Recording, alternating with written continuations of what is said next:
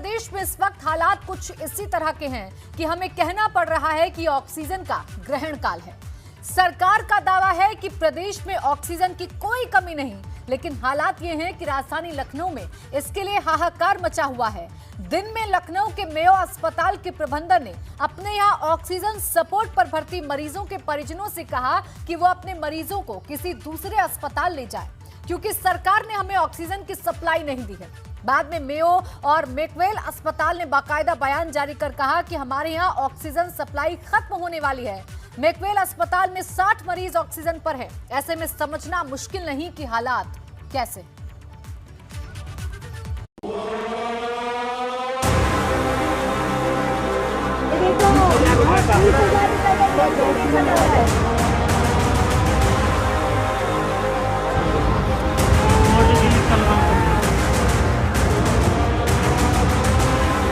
Oxygen supplies खत्म हो रहे हैं।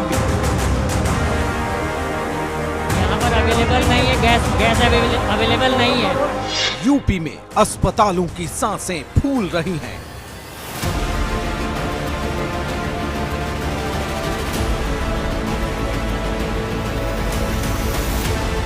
ऑक्सीजन के इंतजार में पल पल काटना मुश्किल।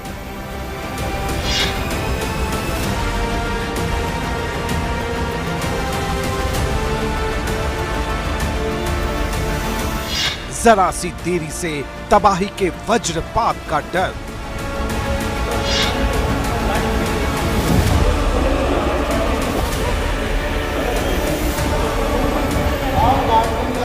मरीजों की घुटती सांस, परिजनों की टूटती आस।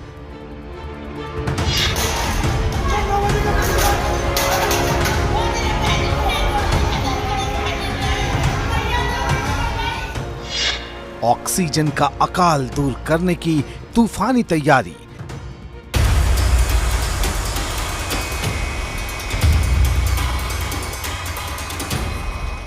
ट्रेन से आ रही है खेप।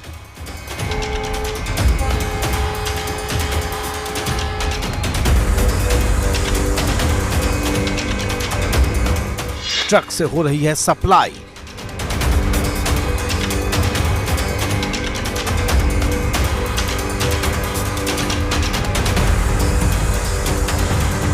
ऑक्सीजन का ग्रहण काल।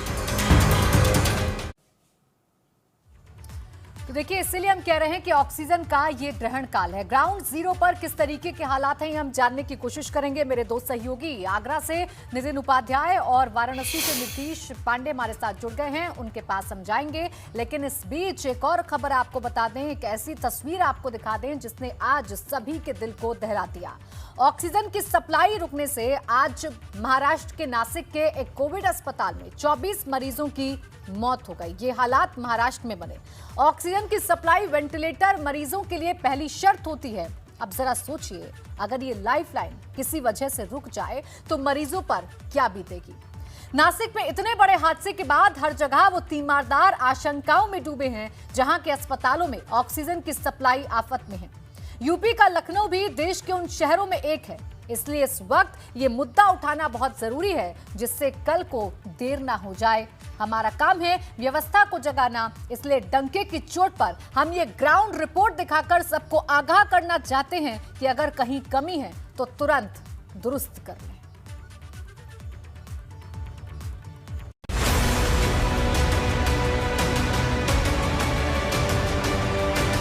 यहाँ पर ऑक्सीजन की प्रॉब्लम है। के अंदर ना ऑक्सीजन दे रहे हैं, ना डॉक्टर्स दे रहे हैं।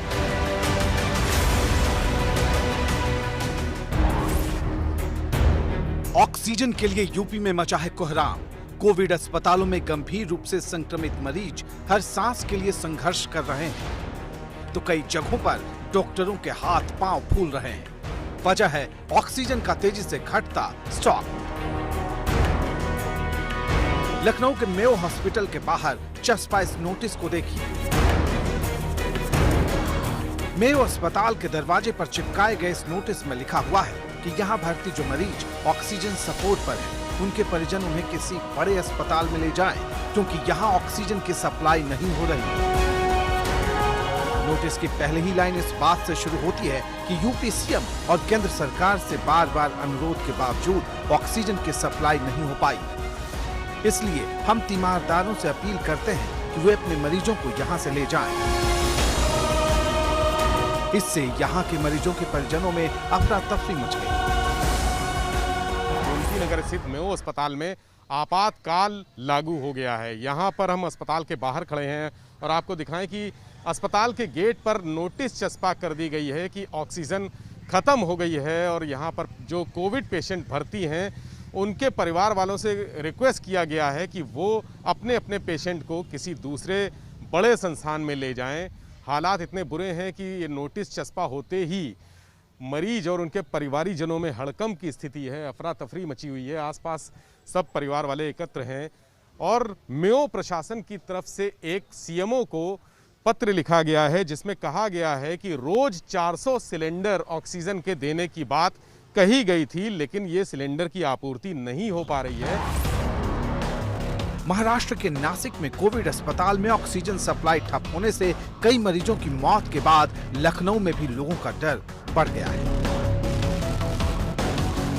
ये हाल तब है जबकि राज्य सरकार ऑक्सीजन की कमी को दूर करने के लिए हर कदम उठाने के दावे कर रही है, लेकिन जमीन पर ऑक्सीजन के लिए अब भी कोहराम जैसे हालात दिख रहे हैं।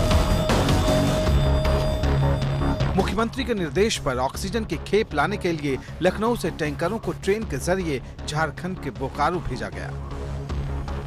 इसमें चारबाग रेलवे स्टेशन में खड़े हैं जहां पर आप देख रहे हैं कि एक विशेष ट्रेन कैप्सूल लेकर रवाना होने की तैयारी में है। यहाँ रेलवे के तमाम अधिकारी इस समय छानबीन कर रहे हैं जो कैप्सूल अगर जाएगा तो किस रूट से जाएगा और उसकी ऊंचाई कहीं रास्ते में बाधा तो नहीं बनेगी। जो इलेक्ट्रिक सर्किट लगे होते हैं ट्रेन की पटरियों के ऊपर, कहीं उनसे छू के कोई समस्या ना हो, करंट ना फैल जाए, ये अभी जांच चल रही है। कैप्सूल से ऊंचाई नापी जा रही है और ये रूट तय किया जा रहा है कि किस रूट से भेजा जाए जहां पर सुरक्षित ट्रेन बोकारो से जाके सुरक्षित लखनऊ लौट आए। हम आपको बता दें कि ये 7 कैप्सूल कल दोपहर तक बोकारो पहुंचेंगे और वहां पर जो इसमें ऑक्सीजन लिक्विड ऑक्सीजन भरने की प्रक्रिया होगी वो पूरी करके ये कल रात तक लखनऊ के लिए निकलेंगे। दिल्ली से भी ऑक्सीजन को रेल रूट के जरिए मंगवाया जा रहा है। ऑक्सीजन की जरूरी सप्लाई पर आंच न आने पाए, इसके लिए रोड के जरिए भी टैंकर शहर शहर पहुंचाए जा रहे हैं।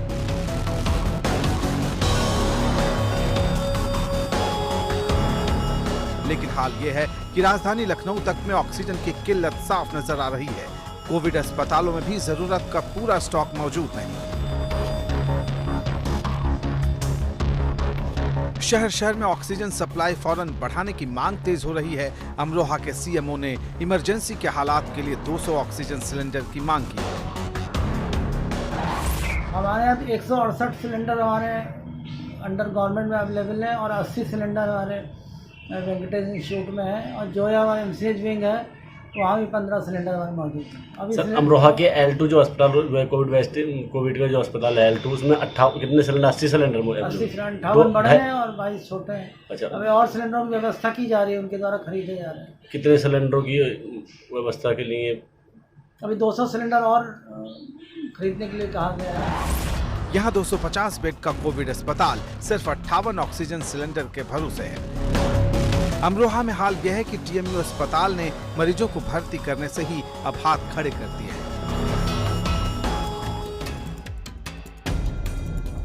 एबीपी गंगा आपको लगातार ग्राउंड रिपोर्ट के जरिए ये बताता रहा है कि किस तरह पूरे उत्तर प्रदेश में ऑक्सीजन की किल्लत है और इस वजह से निजी ऑक्सीजन प्लांट के बाहर लोग कतारों में खड़े हुए नजर आ रहे हैं। ये वो लोग हैं जो घर पर ही रहकर अपने परिजनों का इलाज करवा रहे हैं। ऐसी मुश्किल कई लोगों ने एबीपी गंगा के कैमरे पर बयान की, लेकिन राज्य सरकार के दावे और निर्देशों की माने तो प्रदेश में ऑक्सीजन की कोई कमी ही नहीं है। टैंकर सिलेंडर का कोई अभाव नहीं है। हर अस्पताल में न्यूनतम 36 घंटे का ऑक्सीजन बैकअप होना चाहिए, ऐसी ताकीद की गई है। मांग के मुताबिक ऑक्सीजन उपलब्ध कराए जाने की बात कही जा रही है। केंद्र सरकार से आवंटित ऑक्सीजन जल्द राज्य में उपलब्ध होगा। मांग और आपूर्ति में संतुलन के लिए सभी अस्पतालों में मेडिकल ऑक्सीजन का ऑडिट होना चाहिए। ऑक्सीजन की कालाबाजारी करने वालों के खिलाफ सख्त एक्शन होगा। बेहद गंभीर हालात को छोड़कर किसी व्यक्ति को निजी तौर पर ऑक्सीजन की सप्लाई न की जाए, सिर्फ संस्थागत तौर पर ऑक्सीजन की आपूर्ति हो। अब यक्ष प्रश्न यह है कि अगर सब कुछ दावे के मुताबिक सही है तो फिर किसी अस्पताल को ऑक्सीजन न होने की वजह से मरीज को वापस ले जाने का पोस्टर चिपकाने की जरूरत क्यों पड़ गई। एबीपी गंगा के लिए लखनऊ से विवेक त्रिपाठी और अनुभव शुक्ला के साथ ब्यूरो रिपोर्ट।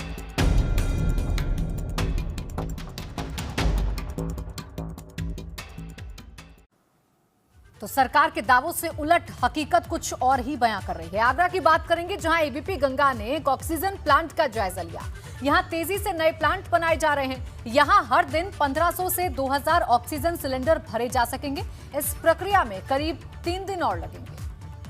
आगरा में भी ऑक्सीजन की ज़बरदस्त क्राइसिस देखने को मिल रही है और यही वजह है कि बड़ी संख्या में डेथ हो रही हैं। लेकिन इसी बीच उम्मीद की किरण निकली है और शहर के व्यापारियों और प्रशासन के बीच लगातार समन्वय स्थापित किया जा रहा है। उसी क्रम में जहां मैं खड़ा हुआ हूं जलेसर रोड पर, यहां एक बड़ा ऑक्सीजन प्लांट वो आज से फंक्शनल होना शुरू हो जाएगा। और अब देख सकते हैं कि आगरा में एयर ऑक्सीजन का ये पहला प्लांट है जो आज से फंक्शनल हो रहा है और 3 दिन बाद यहाँ से जो गैस सिलेंडर हैं उसको रिफ़िल करना शुरू हो जाएगा। और बताया जा रहा है, दावा किया जा रहा है कि एक दिन में 2000 ऑक्सीजन सिलेंडर यहाँ से भर कर जाएंगे। तो ऐसे में लगातार कोविड के मरीज़ों को जो ऑक्सीजन की सबसे ज़्यादा ज़रूरत है और जिसकी वजह से जान लगातार जा रही हैं, उसमें कहीं ना कहीं एक बड़ी मदद देखने को मिलेगी। ओनर हमारे साथ हैं विशाल अग्रवाल, उनसे बात करते हैं। विशाल जी, ये बताइए, लगातार मैं देख रहा हूँ काम चल रहा है, उम्मीद की किरण आपने जगाई है। ये बताइए कि ये क्या पूरी किस तकनीक पर है, कितना प्रोडक्टिविटी शुरू हो जाएगी, प्रोडक्शन क्या है, कितनी मात्रा में ऑक्सीजन की यहाँ से उत्पादन होगा? Production sir 400 kV per hour की स्टार्ट हो जाएगी 3 दिन बाद। आज से प्लांट स्टार्ट हो जाएगा आज से जी। तो अभी विधायक एतमादपुर राम प्रताप भी यहाँ थे, उनका कहना है कि 3 दिन में समस्या दूर होने वाली है कि उनके ही क्षेत्र में 5 अन्य प्लांट भी काम करेंगे। तो ये जो एयर ऑक्सीजन की जो सप्लाई है, ये कितने सिलेंडर आप रोजाना उसको भर के अब सप्लाई दे सकेंगे? अप्रोक्स 1500 से 2000 सिलेंडर के करीब। 1500 से 2000 सिलेंडर। आगरा से नितिन उपाध्याय, एबीपी।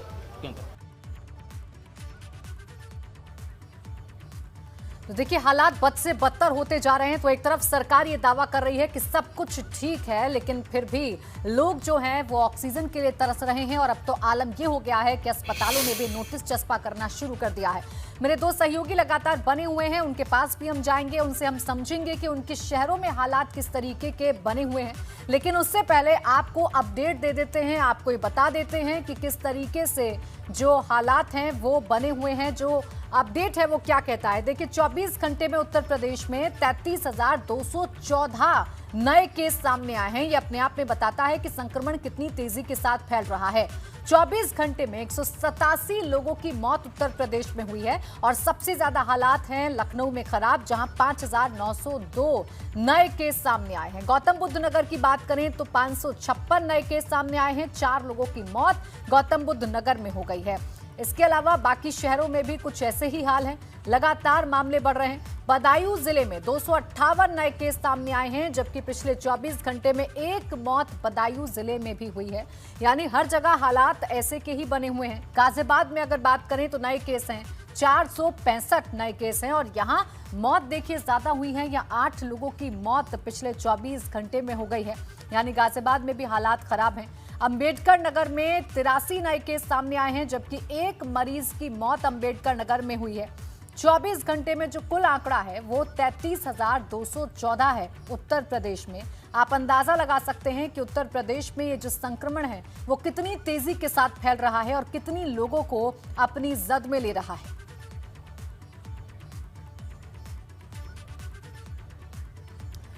और देखिए, लगातार मेरे 2 सहयोगी बने हुए हैं। नीतीश हमारे साथ वाराणसी से और आगरा से नितिन मेरे साथ हैं। सबसे पहले वाराणसी का रुख करेंगे। नीतीश, देखिए, हम एक तरफ सरकार के दावे अपने दर्शकों को बता रहे हैं, दूसरी तरफ ग्राउंड जीरो पर क्या हालात हैं ये अपने दर्शकों को समझाने की कोशिश कर रहे हैं।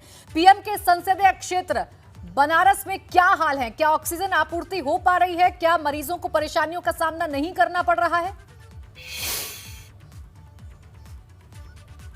प्राची, अगर ये कहेंगे कि परेशानियों का सामना नहीं करना पड़ रहा है तो पूरी तरह से ये गलत होगा। परेशानियां चरम पे हैं।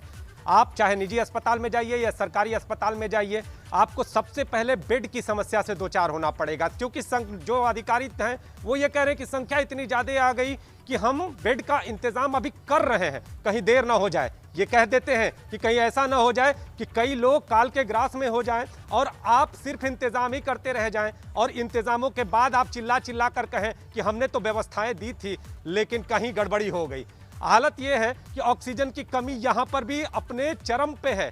आप देखिए, जो लोग अस्पतालों में हैं वो ऑक्सीजन की कमी झेल रहे हैं, लगातार उनको फ़ोन कराने पड़ रहे हैं। यहाँ तक कि निजी अस्पतालों में भी ऑक्सीजन की कमी देखने को मिल रही है। और सिर्फ बनारस ही नहीं बल्कि पूर्वांचल के जितने भी जिले हैं, हर जिलों में आपको ऑक्सीजन की कमी दिखाई देगी। और बनारस का हाल तो और भी बुरा है, चूँकि हर जिलों के अस्पतालों का सेंटर कहा जाता है बनारस। अगर बात करें गाजीपुर, चंदौली और मिर्जापुर और चाहे अगल बगल के जो भी जिले हैं, सबके मरीज बनारस जरूर आते हैं इलाज कराने के लिए।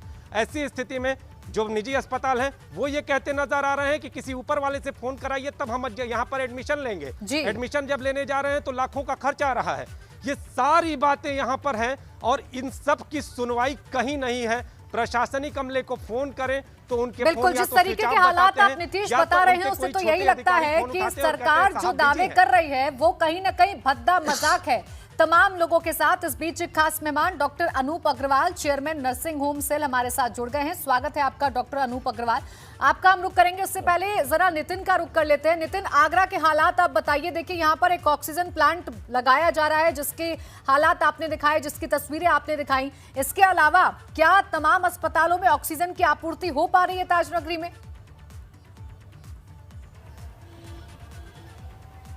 देखिए प्राची, ये कहा जाए कि लोग वेंटिलेटर मांग रहे हैं, नहीं, पूरा सिस्टम वेंटिलेटर पे आ गया है। ज़बरदस्त तरीके से कहा जाए हाहाकार मचा हुआ है, त्राहिमाम मची हुई है। सुबह से लेके शाम तक अगर कहा जाए किसी भी हॉस्पिटल में अगर आप एक वेंटिलेटर अगर अवेलेबल करा दें अपने पावर्स के जरिए, तो आपका दिन अगर कहा जाए आपका शुभ होगा। क्योंकि हाल ये है कि कहीं भी कुछ भी व्यवस्था नहीं है। आगरा में 55 लाख की आबादी है, 127 वेंटिलेटर हैं, 1400 से ज़्यादा बेड हैं। और वो हाल तब है कि जब आगरा एक बहुत बड़ा उत्तर प्रदेश का मेडिकल हब माना जाता है। करीब 10 से 15 जिलों के पेशेंट भी आगरा में अपनी ज़िंदगी को बचाते हुए देखना चाहते हैं। तो ऐसे में अड़ोसी पड़ोसी जितने भी जनपद हैं उनका प्रेशर है। और आज की बात की जाए, आज खुद एक बहुत बड़े आगरा के अस्पताल अमित जग्गी मेमोरियल हॉस्पिटल के डायरेक्टर का फ़ोन खुद मुझे आता है। वो कहता है प्रशासन सुन नहीं रहा है, आप इस बात को प्रशासन तक ले जाइए। उसके बाद हरकत में आता है प्रशासन और ऑक्सीजन की सप्लाई करने की बात भरोसा देता है, लेकिन अभी तक वो पर्याप्त मात्रा में ऑक्सीजन नहीं आ पाई है। उनका कहना है कि 28 लोग कभी भी जिंदगी और मौत के बीच में लड़ रहे हैं, डोर टूट सकती है। तो आप समझ सकते हैं एसएन मेडिकल कॉलेज आगरा का सबसे बड़ा कॉलेज है जहाँ सबसे ज़्यादा लोगों को उम्मीद बंधी हुई है। लेकिन प्रिंसिपल संजय काला भी पूरी तरह से इस समय असहाय हैं, क्योंकि इतना ज़्यादा प्रेशर है। देखिए, आज 566 मरीज आए हैं और 566 मरीजों को कैसे आगरा में खपाया जाए। इसके साथ ही पड़ोसी जिलों का जो प्रेशर है, जो यहाँ रश कर रहे हैं, कैसे इलाज हो, ये बहुत बड़ा चैलेंज है। जितने भी निजी अस्पताल हैं प्रॉपर तरीके से बेड भरे हुए हैं, आईसीयू फुल हैं, वेंटिलेटर पूरी तरह से ऑक्यूपाइड हैं। एक एक वेंटिलेटर के लिए मानो ऐसा लग रहा है जैसे राष्ट्रपति का चुनाव लड़ा जा रहा है। इतना जबरदस्त जद्दोजहद है। तरफ से मदद नहीं हो रही, शासन की तरफ से मदद नहीं हो रही और उसका खामियाजा सीधे आम लोगों को भुगतना पड़ रहा है जिन्हें इस वक्त ऑक्सीजन की जरूरत है। इस बीच हमारे साथ खास मेहमान हैं doctor Anoop Agarwal, chairman nursing home cell IMA. Doctor Anoop Agarwal ji, आपसे सवाल मेरा यह है, चूंकि हम ऑक्सीजन को लेकर चर्चा कर रहे हैं, आज नासिक से जो तस्वीरें आई उसने आज सबका दिल दहला दिया। आप जरा समझाइए कि पेशेंट जो कि ऑक्सीजन सपोर्ट पर है उसे कितने ऑक्सीजन की जरूरत होती है दिन भर, और कितने सेकंड जो है वो कहीं ना कहीं उस पर भारी पड़ेंगी अगर उसे ऑक्सीजन ना मिले तो। प्राची जी, जैसा अभी पूरे इसमें आपने बताया कि हर तरह ऑक्सीजन के लिए त्राहिमाम मचा हुआ है जी। और नॉर्मल एक जो भी कोविड का पेशेंट है जब हॉस्पिटल में पहुंच रहा है तो ऑन एन एवरेज उसको 3 से 5 लीटर पर मिनट ऑक्सीजन की ज़रूरत होती है। तो अगर 24 घंटे हम देखें तो लगभग उसको 3 जंबो सिलेंडर की आवश्यकता होती है 24 घंटे में, और उसको मिनिमम 1 सिलेंडर बैकअप का चाहिए। तो ऑन एन एवरेज अगर हमें 36 घंटे की ऑक्सीजन की आवश्यकता है एक कोविड के पेशेंट के लिए, तो 4 जंबो सिलेंडर के कैपेसिटी के बराबर हमें ऑक्सीजन की आवश्यकता होती है। सिचुएशन ये है कि लखनऊ में जो भी 96 प्राइवेट अस्पताल, छोटे अस्पतालों को कोविड अस्पताल सडनली कर दिया गया है, उनके पास इतने ऑक्सीजन सिलेंडर की कैपेसिटी नहीं है कि वो इतने मरीजों को कैटर कर सकें इतनी मात्रा में। दूसरी बड़ी समस्या ये आ रही है कि ऑक्सीजन की रिफिलिंग नहीं हो पा रही है, कहीं भी शासन की तरफ से उसमें सहयोग नहीं मिल पा रहा है। तो जो प्राइवेट अस्पताल हैं वो बहुत ही विपदा में हैं, बहुत ही बुरी स्थिति में हैं। एक तरफ कोविड का मरीज भर्ती है जिसको ऑक्सीजन की आवश्यकता है और दूसरी तरफ ऑक्सीजन मिल नहीं पा रही है। ऐसे में सिचुएशन ये आ गई है कि मरीज या तो अस्पताल में वो खत्म हो जाएगा या अपनी एम्बुलेंस में या उसमें। तो ले दे के हम सिचुएशन वहीं पर है कि मरीज को सहायता होने की बजाय अस्पताल में भर्ती होने के बावजूद उसको जो सहायता मिलनी चाहिए वो नहीं मिल पा रही है। बिल्कुल, और ये कहीं ना कहीं खतरनाक है। ऐसे में डॉक्टर अनूप अग्रवाल जी, आपसे ये भी समझना चाहूंगी, जो ये मुश्किल सामने आ रही है कि अस्पतालों और प्रशासन के बीच कहीं ना कहीं समन्वय की कमी है। अस्पताल मांग रहे हैं ऑक्सीजन, लेकिन प्रशासन की तरफ से कोई जवाब नहीं आ रहा है। प्रशासन कह रहा है कि हम ऑडिट कराएंगे, ये कहा जा रहा है कि हमारी तरफ से आपूर्ति जो है वो पूरी की जा रही है। तो ये जो बीच में खाई बन गई है समन्वय की, ये कितनी खतरनाक हो सकती है मरीजों के लिहाज से? देखिए, इन सब में अल्टीमेटली सफरर कौन है? मरीज सफरर है। जहां तक मैं लखनऊ के बारे में जानता हूं, तो लखनऊ में प्राइवेट अस्पताल और सीएमओ ऑफिस के बीच में एक व्हाट्सएप ग्रुप बना हुआ है और उसके ऊपर लगातार प्राइवेट अस्पताल अपना मैसेज डाल रहे हैं कि हमारे पास अब 2 घंटे की ऑक्सीजन बची है, 3 घंटे की ऑक्सीजन बची है, लेकिन उसके ऊपर कोई जवाब नहीं मिलता है। किसी के ऊपर ब्लेम कर देना आसान है, सिचुएशन काफी खराब है। शायद शासन के पास भी उतनी मात्रा में ऑक्सीजन और उसको सिलेंडर फिल करने की कैपेसिटी नहीं है, इसलिए उस तरफ से सही जवाब नहीं मिलता है। जहां तक प्राइवेट अस्पताल के सिलेंडर की ऑडिट की आवश्यकता है, मुझे लगता है कि ऐसा नहीं है कि किसी प्राइवेट अस्पताल के पास सिलेंडर रखा है और वो लगाएगा नहीं। आफ्टर ऑल वो मरीज वहां पर भर्ती है जी। अगर उसको सिलेंडर रखा है तो लगाएगा नहीं, तो फिर वो रख के करेगा क्या? तो ऐसा बिल्कुल नहीं है। अगर ऐसा सोचा जा रहा है या समझा जा रहा है तो ये बहुत गलत है। हालांकि ये प्रॉब्लम है कि बहुत सारे सिलेंडर्स, क्योंकि मरीजों को बिस्तर नहीं मिल पा रहे हैं, तो बहुत से मरीज ऐसे हैं जो घर पर सिलेंडर रख के अपने मरीज को किसी तरह जीवन की सांस का जीवन दे रहे हैं। ऐसी सिचुएशन में सिर्फ ये बात कहना कि प्राइवेट अस्पतालों के गैस के सिलेंडर की आपूर्ति का ऑडिट किया जाएगा, तो मैं शासन से कहूंगा कि सबसे पहले ये जानकारी इकट्ठा कर लें कि हर प्राइवेट अस्पताल को 36 घंटे यानी कि 24 घंटे प्लस 12 घंटे का बैकअप मिला के कितने ऑक्सीजन सिलेंडर की आवश्यकता है। पहले आवश्यकता तो शासन समझ ले, उसके बाद ऑडिट कराए। तो ऑडिट शुरू होता है, पहले आवश्यकता जाने कि हर अस्पताल को कितने सिलेंडर की आवश्यकता है, उसके बाद देखें कि वो कितने लोगों को आपूर्ति कर सकते हैं।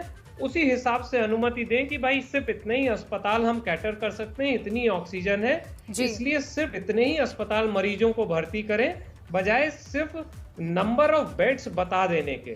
तो इन सब पूरे उसमें प्रशासन, शासन और प्राइवेट अस्पतालों का ऑडिट करना, न ऑडिट करना, इन सब के बीच में अगर कोई सफर कर रहा है तो वो बिल्कुल अल्टीमेटली मरीज सफर कर रहा है और वो तीमारदार सफर कर रहे हैं जो इस उम्मीद में अस्पताल लेकर पहुंच रहे हैं अपने मरीज को कि वहां पर इलाज हो जाएगा। उन्हें परेशानियों का सामना करना पड़ रहा है। बने रहिए सब हमारे साथ, आपसे लगातार बातचीत करते रहेंगे, चर्चा करते रहेंगे।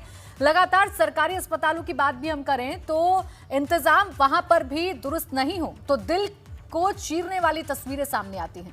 हम एक ऐसी तस्वीर दिखा रहे हैं जो आपको विचलित कर सकती है, लेकिन हालात को समझने के लिए आपको इसे देखना चाहिए।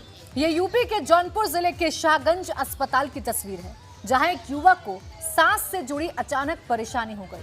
वो सरकारी अस्पताल पहुंचा, लेकिन कहा जा रहा है कि सही इलाज नहीं मिलने से उसकी मौत हो गई। मां की गोद में बेटे के शव की ये तस्वीरें किसी को भी हिला सकती हैं, लेकिन हालात किस तरह के हैं इसे देखकर समझा जा सकता है।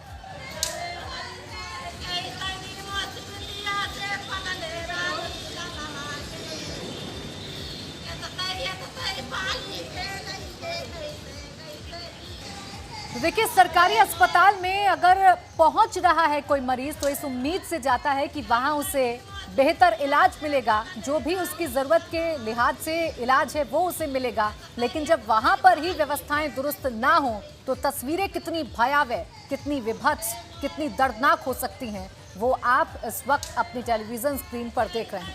जौनपुर के सरकारी अस्पताल का ये मामला है। एक मां का दुख आप देख रहे होंगे, एक मां की चीख पुकार आप सुन रहे होंगे, जो बेटे के शव को गोदी में लेकर सिर्फ और सिर्फ व्यवस्थाओं को कोस रही है। और लगातार मेरे सहयोगी बने हुए हैं नीतीश। देखिए, जौनपुर का मामला है, हम लगातार चर्चा कर रहे हैं व्यवस्थाओं को लेकर। ऐसे वक्त में जब महामारी फैली हुई है, पैंडेमिक है, ऐसे वक्त में भी व्यवस्थाएं दुरुस्त नहीं है। जौनपुर में इलाज ना मिलने की वजह से एक मरीज मां की गोद में दम तोड़ देता है। कितना भयावह है ये और किस तरीके के सवाल अब खड़े हो रहे हैं इन तस्वीरों को देखकर। प्राची, ये भयावहता उस प्रशासन के लिए आईना है जो दावे करता है, व्यवस्था के नाम पे दावे करता है। सिर्फ जौनपुर ही नहीं, बल्कि आज बनारस का एक वाकया मैं आपको बता दूं। कबीर चौरा अस्पताल में गाजीपुर का एक मरीज आया है और आने के बाद उसे अस्पताल में साफ तौर पर यह कह दिया गया है कि ऑक्सीजन नहीं है, जबकि अस्पताल में ऑक्सीजन मौजूद होती है। उसने खुद मुझे फोन किया। फोन करने के बाद जब जो अधिकारी थे और जो अस्पताल के जो कर्मचारी थे, उस दौरान जब हमने कर्मचारियों से पहले बात करने का प्रयास किया तो सीधे तौर पर उन्होंने नकार दिया, कहा कि हम बात नहीं करेंगे। बाद में जब बात हुई तो उन्होंने किसी तरह से व्यवस्था को बहाल करने का आश्वासन दिया, लेकिन वो मरीज परेशान हाल रहा। लगभग 2.5 घंटे तक मरीज ने सबसे बात की, उसके बाद कहीं जाकर उसकी समस्या थोड़ी बहुत हल हुई है। अब स्थिति आपको बता दें, बनारस का ये सरकारी अस्पताल है और जौनपुर के अस्पताल में तो हद ही हो गई, जहां पर मरीज पहुंचता है और मरीज के पहुंचने पर उसे व्यवस्थाएं नहीं दी जाती हैं, उसकी मौत हो जाती है और एक दर्दनाक तस्वीर सामने आती है। क्या प्रशासनिक अमला इस तस्वीर को देखकर आगे संज्ञान लेगा? ये सबसे बड़ा सवाल उठता है, क्योंकि दावे तमाम किए गए थे। दावे ये किए गए थे कि हम पूरी तरह से चाक चौबंद हो रहे हैं और अभी भी दावे किए जा रहे हैं कि हम पूरी तरह से तैयार हैं। अगर तैयार हैं तो ये तस्वीरें उन तैयारियों को मुंह चिढ़ाती हुई नजर आ रही हैं। प्रशासनिक अमले को देखना चाहिए इन तस्वीरों को और इन तस्वीरों से सबक लेना चाहिए, शायद तभी वो अपने दावों पर सफल तौर पर बिल्कुल। और इसीलिए देखिए, एबीपी गंगा पूरी जिम्मेदारी के साथ लिटमस टेस्ट कर रहा है उन तमाम व्यवस्थाओं का जिनका दावा होने की बात कही जा रही है लगातार उत्तर प्रदेश। पहले आपको दे देते हैं उत्तराखंड का कोरोना अपडेट। उत्तराखंड में क्या हालात हैं ये भी आपको बता देते हैं। देखिए, राज्य में अगर नए केस की हम बात कर लें बीते 24 घंटे में तो कितने केस सामने आए हैं ये हम आपको ग्राफिक्स के जरिए बताते हैं। 4807 मामले पिछले 24 घंटे में उत्तराखंड में सामने आए हैं। अगर हम 24 घंटे में मौत की बात कर लें तो 34 मौत पिछले 24 घंटे में उत्तराखंड में हुई है। राज्य में कुल एक्टिव केस हो गए हैं 24,893 और अब तक कुल मौतें उत्तराखंड में हुई हैं 1953। यानी छोटे से राज्य उत्तराखंड में भी हालात बहुत अच्छे नहीं हैं। 24 घंटे में 4000 से ज्यादा मामले सामने आ रहे हैं और लगातार हालात खराब बने हुए हैं। अब जिले वाइज आपको बता रहे हैं। देखिए, देहरादून की अगर बात करें तो देहरादून में 1876, जबकि हरिद्वार में 786 मामले सामने आए हैं। नैनीताल में 818 और पौड़ी में 217 मामले सामने आए हैं। जबकि हम अल्मोड़ा की अगर बात करें तो अल्मोड़ा में 99 और बागेश्वर में 8 मामले सामने आए हैं। इसके साथ ही साथ अगले जिलों की बात करें चमोली की तो चमोली में 61 और चंपावत में 10 मामले सामने आए हैं। और इसके अलावा अगले जिलों की बात करें तो पिथौरागढ़ में 18 और रुद्रप्रयाग में 52 मामले सामने आए हैं। कोरोना संक्रमित मामले सामने आए हैं। टिहरी में 185 और उधम सिंह नगर में 602 मामले सामने आए हैं और उत्तरकाशी में 75 कोरोना पॉजिटिव सामने आए हैं। तो यह है उत्तराखंड का कोरोना अपडेट। और देखिए, उत्तराखंड के क्या हालात हैं ये जानेंगे मेरे सहयोगी उत्तराखंड के ब्यूरो चीफ अजीत राठी हमारे साथ देहरादून से लाइव जुड़े हुए हैं। उनका हम रुख करेंगे, लेकिन उससे पहले आपको उत्तराखंड से आई एक रिपोर्ट दिखा देते हैं। तो उत्तराखंड से आज हम आपको एक ऐसी ग्राउंड रिपोर्ट दिखाने जा रहे हैं जिसे देखकर आप सोच में पड़ जाएंगे। कोरोना के महासंकट के इस दौर में जबकि ऑक्सीजन के लिए हाहाकार है, जरूरी दवाइयों और मेडिकल संसाधनों के लिए भागम भाग मची है, वेंटिलेटर जरूरत को पूरा नहीं कर पा रहे हैं। ऐसी स्थिति में रुड़की के सिविल अस्पताल में 14 वेंटिलेटर धूल फेंक रहे हैं और सीएमएस सवाल को मजाक समझ रहे हैं। ये रिपोर्ट सिर्फ खबर बताने के लिए नहीं है, हम चाहेंगे कि राज्य सरकार के मंत्री अफसर इसे गौर से देखें जिससे हालात बदल सके।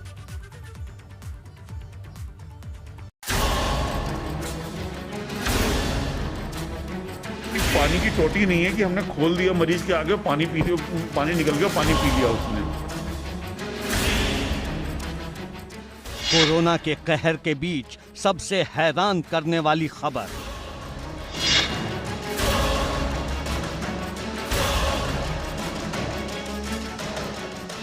सरकारी बदइंतजामी की तो हद हो गई।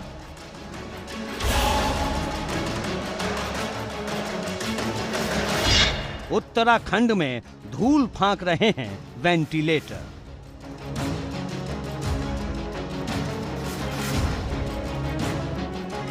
जब सरकारी अस्पतालों में मरीजों को बेड नहीं मिल रही, जब अस्पताल संसाधनों का रोना रो रहे हैं, ठीक उसी वक्त एबीपी गंगा के कैमरे में कैद हुई ये तस्वीरें पांव तले की जमीन खिसकाने वाली हैं।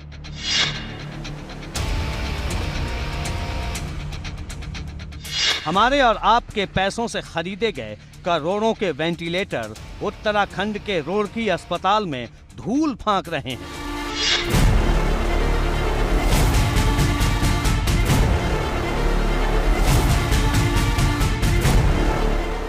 जब सरकारी अस्पतालों में वेंटिलेटर की सख्त कमी है, गंभीर मरीजों को कई जगहों पर यह जरूरी सुविधा नहीं मिल पा रही, ठीक उसी वक्त उत्तराखंड के रुड़की में देखिए किस तरह यहाँ वेंटिलेटर बिना इस्तेमाल के पड़ी है। इस पर धूल की परतें जमी हुई हैं।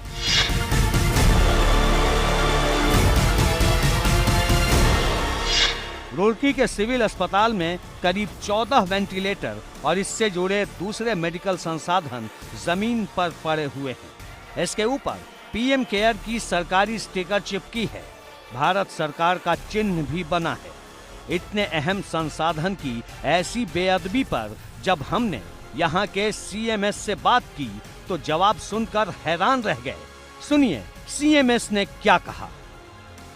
कोई पानी की टोटी नहीं है कि हमने खोल दिया मरीज के आगे, पानी निकल गया, पानी पी लिया उसने। वेंटिलेटर चलाने के लिए पूरा उसका स्ट्रक्चर इंफ्रास्ट्रक्चर डेवलप करना पड़ता है। उसमें बहुत सारी चीज़ें चाहिए होती हैं। ऑक्सीजन चाहिए होता है। ऑक्सीजन जनरेशन प्लांट का हमारा लगातार वो चल रहा है काम, और बहुत जल्दी की हमें ऑक्सीजन जनरेशन प्लांट लगने वाला है। उसके लिए इतनी ऑक्सीजन चाहिए और उसके लिए पूरा इंफ्रास्ट्रक्चर चाहिए, पूरा हमें स्टाफ चाहिए, ट्रेंड स्टाफ चाहिए उसको चलाने के लिए। रुड़की के इस सिविल अस्पताल में संक्रमण के पहले चरण में कोरोना मरीजों के लिए आईसीयू वार्ड बनाने की प्रक्रिया शुरू हुई थी, जिसके लिए सरकार ने सरकारी अस्पताल में वेंटिलेटर मशीन भी भेजी थी। लेकिन यहाँ ये कबाड़ बनी हुई है। महीनों बाद भी ये सुविधा मरीजों को नहीं मिल पा रही। हद तो ये है कि अब तक आईसीयू वार्ड ही तैयार नहीं हुआ है।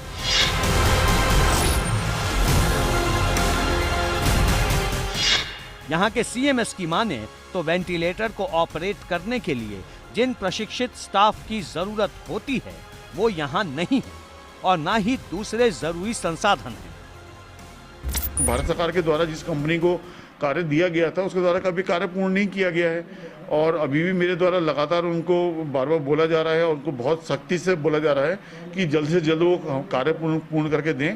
और उसमें रुड़की भी उन्होंने लिया है, क्योंकि रुड़की इतना बड़ा क्षेत्र है और यहाँ पे जिस तरीके से फैल रहा है, सरकार पूरी तरह संज्ञान में ले रही है मामले को।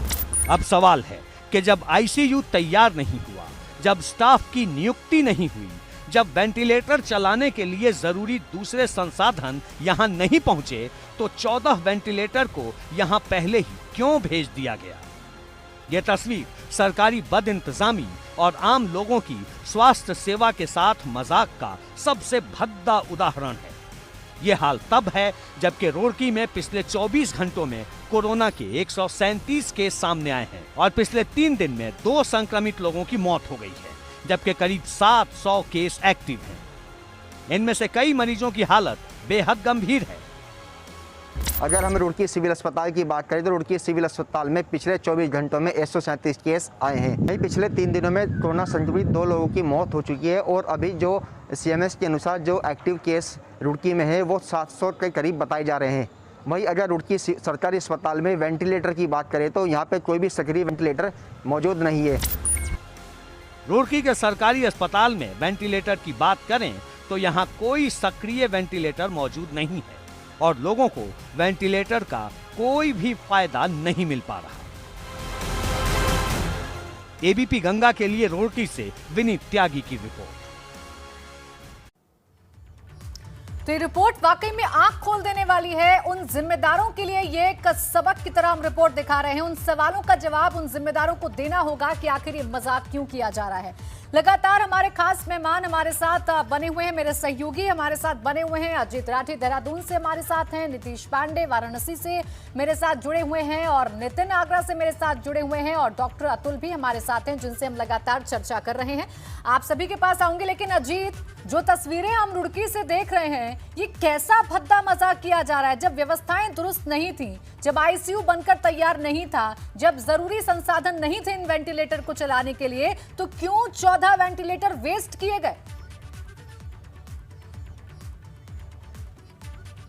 प्राची, देखिए, इस विषय को लेकर लगातार बहस चल रही है। रुड़की का जो नज़ारा आपने दर्शकों को दिखाया है वो वाकई एक सरकारी सिस्टम की घोर लापरवाही का प्रतीक है। और किस तरह से वेंटिलेटर के लिए देहरादून और तमाम बड़े शहरों में एक सिफारिश लगाई जा रही है, किसी के पास मरीज है उनको वेंटिलेटर नहीं मिल रहे हैं और रुड़की में वेंटिलेटर धूल फांक रहे हैं। ऐसा हो गया कि जैसे कबाड़ खाने में वेंटिलेटर पड़े हों। और ये एक ही जगह नहीं है प्राची, हम अपने दर्शकों को अगले 1-2 दिन में कई और रहस्योद्घाटन करके दिखाएंगे कि किस तरह से ऐसे ही दूसरे मेडिकल इक्विपमेंट धूल फांक रहे हैं, जिनको मरीजों के लिए लाया गया था, मरीजों के लिए यहाँ पर उपलब्ध कराया गया था।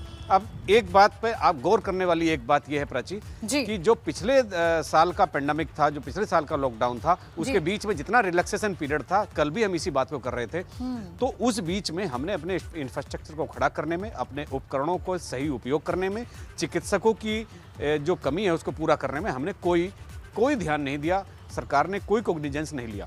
बिल्कुल, देखिए, बिल्कुल सही चीज पर आप पॉइंट आउट कर रहे हैं कि इतना रिलैक्स हम हो गए बीच में कि हमने तमाम इंतजामों पर ध्यान नहीं दिया। अजीत, एक सवाल मेरा और है कि क्या कोई मॉनिटरिंग नहीं की जाती है? क्या कोई देखने वाला नहीं है कि क्या इंतजाम हुए हैं, क्या इंतजाम नहीं हुए हैं? प्राची, देखिए, अगर यहाँ कुछ हैं तो सिर्फ दावे हैं, सिर्फ दावे। और दावों की पोल यहाँ एबीपी गंगा पर इस समय खुल रही है, किस तरह से वेंटिलेटर धूल फांक रहे हैं। सरकार लगातार दावा कर रही है, हेल्थ सेक्रेटरी अमित नेगी लगातार ब्रीफिंग कर रहे हैं, हमारे पास किस तरह की कमी नहीं है। अगर आप वेंटिलेटर का यहाँ पर ढेर भी लाकर लगा दोगे और आपके पास ट्रेंड स्टाफ नहीं होगा, यानी आप वेंटिलेटर ले आए और आपने किसी स्टाफ को प्रशिक्षित करना है, उसको ट्रेंड करना जरूरी नहीं समझा। वेंटिलेटर क्या सामान्य चीज़ है जिसको कोई चला लेगा? वेंटिलेटर एक पूरी ऑपरेटिंग मशीन है, उसको ऑपरेट करना पड़ता है, उसके लिए ट्रेंड लोग होते हैं। और ऐसा यहीं रुड़की में नहीं है, मैं आपको फिर से बता दे रहा हूँ, 1-2 शहरों की कलई कल और खुलने वाली है और एबीपी गंगा की टीम इस मामले में पूरी तह तक जाने वाली है। कई शहरों में इसी तरह की सूचनाएं मिल रही है। तो ये घोर लापरवाही है और ये काहिली, आप कहिए सिस्टम की काहिली है। जब लोगों को यहाँ पर उपकरण चाहिए, वेंटिलेटर चाहिए, वो कबाड़ खाने में धूल फांक रहे हैं। तो प्राची, ये वाकई बहुत गंभीर मामला है और देखते हैं कि सरकार बिल्कुल अजीत, और जैसा कि आप कह रहे हैं, देखिए, ये हमारी जिम्मेदारी है कि हम इन तस्वीरों को दर्शकों के सामने लाएं, उन अधिकारियों के सामने लाएं, शासन प्रशासन के सामने लेकर आएं जो इन तमाम चीजों को देखते हैं। डॉक्टर अनूप भी हमारे साथ बने हुए हैं। डॉक्टर अनूप, देखिए, सवाल ये है कि 14 वेंटिलेटर जो कि धूल फांक रहे हैं ऐसे वक्त में जब मरीजों को वेंटिलेटर नहीं मिल पा रहा है, मरीजों को बेड नहीं मिल पा रहे हैं, ये किस ओर इशारा कर रहे हैं? ये कैसी व्यवस्था है? देखिए, हमारी जो चिकित्सा व्यवस्था है, इसकी बदहाली की तरफ साफ तस्वीर आप दिखा रही हैं कि क्या हालात हैं, किस तरह से सामान बदहाली से पड़ा रहता है। और ये एक ऐसा समय है जहां पर आपने जो तस्वीर दिखाई है, इस 14 वेंटिलेटर को इमीडिएटली ऐसे सेंटर, नियर बाई सेंटर जहां पर इसके लिए मैन पावर हो, वहां पर तुरंत शिफ्ट करके, क्योंकि ये वेंटिलेटर 2 दिन में काम करना शुरू कर देते हैं। ये नए वेंटिलेटर है, जहां पर मैन पावर हो, इसको चलाने की संसाधन हो, वहां पर तुरंत शिफ्ट कर दें। ये 14 वेंटिलेटर सिर्फ 14 मरीज नहीं, शायद कई और मरीजों की जान बचा सके। और ये क्लियर कट इंडिकेट करता है कि हमारी व्यवस्था की तैयारियां क्या हैं। मशीन के अलावा जब तक हम मैन पावर, जिसको उसको मशीन को चलानी है, जब तक उसको इकट्ठा नहीं करेंगे, ये सारी हमारी व्यवस्था चरमरा जाएगी। और रादर चरमरा गई है। जो आज हालात हैं वो इसी व्यवस्था के कारण है।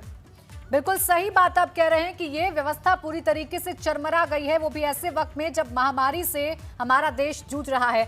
नीतीश, जिस तरीके की बदहाली की तस्वीरें हम दिखा रहे हैं, कि आपकी नजर में भी कुछ इसी तरीके की तस्वीरें हैं जहां पर व्यवस्थाएं पूरी तरीके से ध्वस्त हो चुकी हैं, चरमरा गई हैं? तो जरा हमारे दर्शकों को आप बताइए। प्राची, अगर इधर की बात करें, पूर्वांचल की बात करें, तो पूर्वांचल में तो ये समस्या अपने चरम पर है।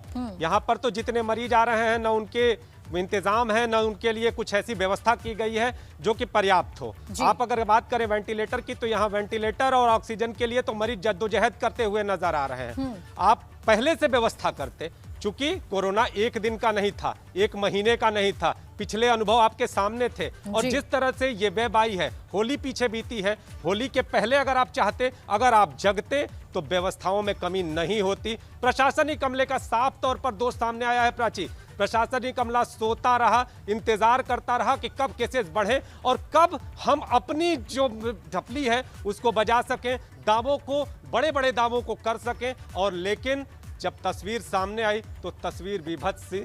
और आपको बता दें, बिल्कुल, देखिए नीतीश, एक तरफ व्यवस्थाएं चरमराई हुई हैं, तो दूसरी तरफ अफसरों के जो तेवर हैं वो बदलते हुए नजर नहीं आ रहे। भाषा देखिए सीएमएस साहब की कि ये कोई टोटी थोड़ी ना है जो खोल दें और मरीज को पिला दें। ये वाकई में भाषा शर्मनाक है। नितिन, क्या इस तरीके की जो व्यवस्थाएं हैं जो चरमरा चुकी हैं, तस्वीरें आपके पास भी हैं, क्या आप भी कुछ चीजें बताना चाह रहे हैं कि वहां कैसे हालात हैं? ये हालात कहा जाए, एक बार फिर वही शब्द मैं दोहराना चाहूँगा कि पूरा सिस्टम वेंटिलेटर पे है। और यही वजह है कि आगरा हो या आगरा के पड़ोसी ज़िले हों या बड़े ज़िले कहा जाए पश्चिमी उत्तर प्रदेश के, लाइक गाज़ियाबाद हो, नोएडा हो, मथुरा हो, ऐसी सारे हर ज़िले में स्थिति वही जो पैंडेमिक है, हालात बहुत ज़्यादा भयावह हैं। आप ये मान के चलिए कि एक व्यक्ति जो अपने पड़ोसी ज़िले यानी फिरोजाबाद से पूरी रात अपनी पत्नी को ऑक्सीजन सिलेंडर के बल पे एम्बुलेंस में घुमाता रहा, आगरा के किसी अस्पताल में उसको L1 कैटेगरी का भी उसका कोविड ट्रीटमेंट नहीं हो पाया। और उसके बाद उसके रात उसकी अपने वापस अपने ज़िले ले जाते समय रास्ते में उसने दम तोड़ दिया। ये कड़वा सच है कि आज बातें की जाए, कैटेगोरिकली बांट दिया जाए L1, L2, L3, किसी भी लेवल का ट्रीटमेंट नहीं मिल पा रहा है। कालाबाजारी चरम पर है। जबरदस्त तरीके से जो इंजेक्शन हैं, दवाइयां हैं, सर्जिकल मास्क हैं, इवन खाने पीने की चीजें इस पेंडेमिक में तमाम चीजें वो भी महंगी हो गई हैं। बिल्कुल नितिन, और ऐसे में सबसे बड़ा सवाल ये है कि इस महामारी में आखिर इस तरीके की व्यवस्थाओं के जरिए हम कैसे इस जंग को जीत पाएंगे और कैसे मरीजों को राहत मिल पाएगी। कोरोना के कहर की खबरें हर किसी के माथे पर चिंता की लकीरें खींच रही हैं। ऐसे में जरूरी है कि कुछ सुकून भरी खबरों पर भी गौर किया जाए। अयोध्या से आज ऐसी ही तस्वीरें आई हैं। दिन रामनवमी का है, साल भर का ये बड़ा त्योहार है।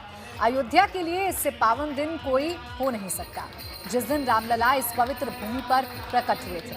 लेकिन कोरोना की वजह से रामनगरी में भक्तों की आज भीड़ नहीं थी। मंदिरों के कपाट बंद रहे। बंद दरवाजे के भीतर ही भगवान राम की भव्य पूजा हुई। ये तस्वीरें रामलला के जन्मस्थान मंदिर की हैं। यहाँ बनाए गए लकड़ी के अस्थायी मंदिर में रामलला की पूरे विधि विधान के साथ पूजा हुई।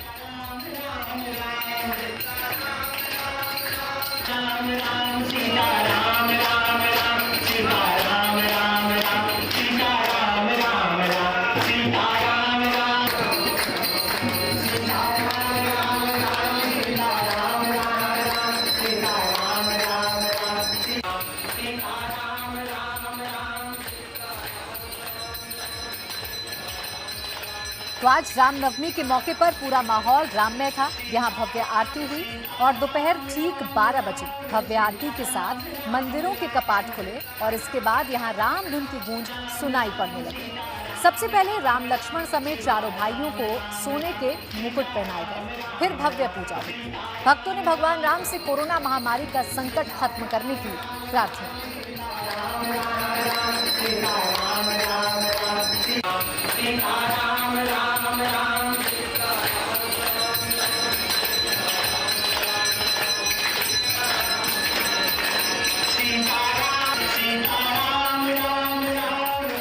कह सकते हैं कि जिस प्रकार का हर्षोल्लास हम और पूरे देश को आज महसूस हो, क्योंकि प्रभु श्री राम का जन्मोत्सव का कार्यक्रम आज है। सर्वप्रथम आज रामनवमी की पूरे देशवासियों को बहुत बहुत शुभकामना है। आज भगवान रामलला से केवल यही एक प्रार्थना है, ये जो वैश्विक महामारी है जिससे पूरा विश्व करा रहा है और अपना देश भी करा रहा है, इससे वो ऐसी शक्ति दे पूरे देशवासियों को, इससे हम लोग लड़ सकें और इससे निजात पा सकें। आज यहाँ प्रभु श्री रामचंद्र जी का जन्म हुआ है। बड़े हर्ष का विषय है। अयोध्या में या पूरे दुनिया में राम भक्तों के बीच में खुशी की लहर है।